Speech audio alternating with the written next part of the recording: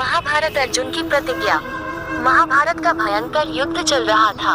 लड़ते लड़के अर्जुन रण क्षेत्र से दूर चले गए थे। अर्जुन की अनुपस्थिति में पांडवों को पराजित करने के लिए द्रोणाचार्य ने चक्रव्यूह की रचना की। अर्जुन पुत्र अभिमन्यु चक्रव्यूह भेदने के लिए उसमें घुस गया। उसने कुशलतापूर्वक चक्रव्यूह के 6 चरण भेद लिए, लेकिन 7वें चरण में उसे दुर्योधन, जयद्रथ आदि 7 महारथियों ने घेर लिया और उस पर टूट पड़े। जयद्रथ ने पीछे से निहत्थे अभिमन्यु पर जोरदार प्रहार किया। वह वार इतना तीव्र था कि अभिमन्यु उसे सहन नहीं कर सका और वीरगति को प्राप्त हो गया। अभिमन्यु की मृत्यु का समाचार सुनकर अर्जुन क्रोध से पागल हो उठा। उसने प्रतिज्ञा की कि यदि अगले दिन सूर्यास्त से पहले उसने जयद्रथ का वध नहीं किया तो वह आत्मदाह कर लेगा। जयद्रथ भयभीत होकर दुर्योधन के पास पहुंचा और अर्जुन की प्रतिज्ञा के बारे में बताया। दुर्योधन उसका भय दूर करते हुए बोला, चिंता मत करो मित्र, मैं और सारी कौरव सेना तुम्हारी रक्षा करेंगे। अर्जुन कर तुम तक नहीं पहुंच पाएगा, उसे आत्मदाह करना पड़ेगा। अगले दिन युद्ध शुरू हुआ। अर्जुन की आंखें जयद्रथ को ढूंढ रही थीं, किंतु वह कहीं नहीं मिला। दिन बीतने लगा। धीरे धीरे अर्जुन की निराशा बढ़ती गई। ये देख श्री कृष्ण बोले, पार्थ, समय बीत रहा है और कौरव सेना ने जयद्रथ को रक्षा कवच में घेर रखा है। अतः तुम शीघ्रता से कौरव सेना का संहार करते हुए अपने लक्ष्य की ओर बढ़ो। ये सुनकर अर्जुन का उत्साह बढ़ा और वह जोश से लड़ने लगे, लेकिन जयद्रथ तक पहुंचना मुश्किल था।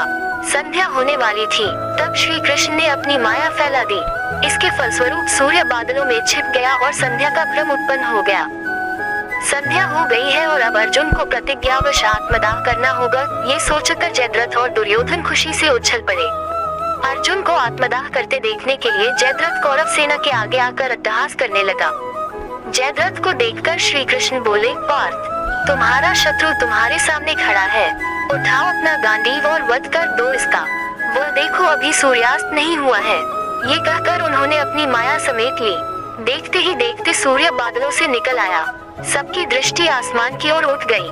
सूर्य अभी भी चमक रहा था। ये देख जयद्रथ और दुर्योधन के पैरों तले जमीन खिसक गई। जयद्रथ भागने को हुआ, लेकिन तब तक अर्जुन ने अपना गांडीव उठा लिया था। तभी श्री कृष्ण चेतावनी देते हुए बोले, हे अर्जुन, जयद्रथ के पिता ने इसे वरदान दिया था कि जो इसका मस्तक जमीन पर गिराएगा, उसका मस्तक भी 100 टुकड़ों में विभक्त हो जाएगा। इसलिए यदि इसका सिर जमीन पर गिरा तो तुम्हारे सिर के भी 100 टुकड़े हो जाएंगे। हे पार्थ, उत्तर दिशा में यहाँ से 100 योजन की दूरी पर जयद्रथ का पिता तप कर रहा है।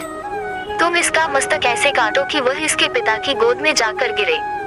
अर्जुन ने श्री कृष्ण की चेतावनी ध्यान से सुनी और अपनी लक्ष्य की ओर ध्यान कर बाण छोड़ दिया। उस बाण ने जयद्रथ का सिर धड़ से अलग कर दिया और उसे लेकर सीधा जयद्रथ के पिता की गोद में जाकर गिरा। जयद्रथ का पिता चौंक कर उठा तो उसकी गोद में से सिर जमीन पर गिर गया। सिर के जमीन पर गिरते ही उनके सिर के भी 100 टुकड़े हो गए। इस प्रकार अर्जुन की प्रतिज्ञा पूरी हुई।